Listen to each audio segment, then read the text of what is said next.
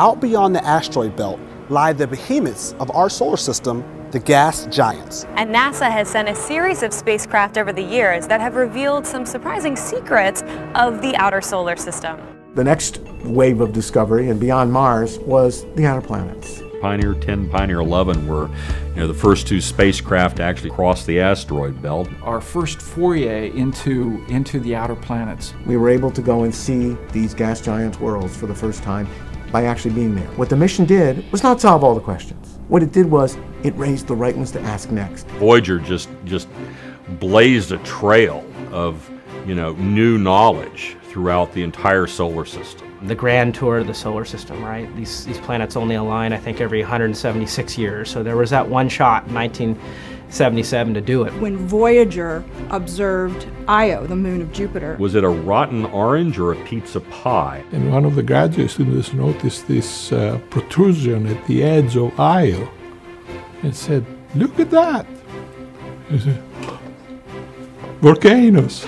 Not seen anything like this. Oh gee, except on Earth when volcanoes erupt. Io is the most volcanically active body in the entire solar system. One of those, oh my God moments. We have something new. Rather unexpected indeed. It was this long odyssey from one world to another over decades. We had close-ups of all of Jupiter's large satellites. Voyager did that. It, of course, went to Saturn and saw the myriad of moons. And then, of course, Voyager 2 went on to Uranus and Neptune, and 99.9% of everything the human race knows about Uranus and Neptune was learned as a result of those two Voyager 2 flybys. And then it's just kept going and going and going. Remember, these spacecraft are still working right now. They were launched in August and September of 1977.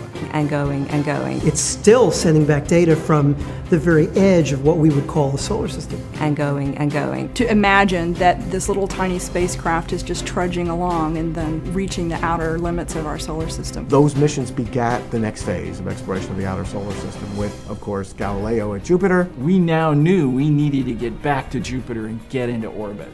Galileo had a problem with unfurling its giant 12-foot antenna. All of a sudden, instead of 100,000 bits per second, we could only transmit 10 or 20 bits per second. We figured out a workaround to still capture the critical data, even at a data rate that today would frustrate the kids of the world. And nevertheless, we learned a lot of things by virtue of the fact that we were in orbit around the planet. We stayed there for a long time. So that was a terrific mission. One of the missions that sticks out is actually a recent mission, the Cassini-Huygens mission. Cassini's like the World Series of planetary exploration. Cassini gave us our first sort of close-up real images of the planet Saturn. You must think of Saturn and its satellites as a planetary system. You get this unprecedented look at Saturn's moon Titan.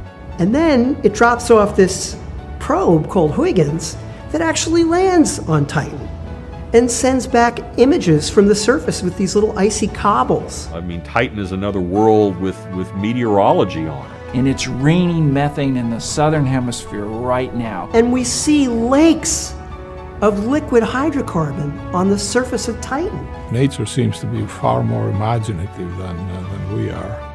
The real sleeper on the Cassini mission is Enceladus. During the flyby, we found this plume of ices emanating from the South Pole. These incredible geysers that are erupting ices and water and ammonia. But more importantly, the mass spectrometer on the mission found simple organic compounds, hydrocarbons. One of the things that you need for life is water, and you need organics. And it's interesting because these plumes that are coming from the South Pole of Enceladus seem to have a little bit of both.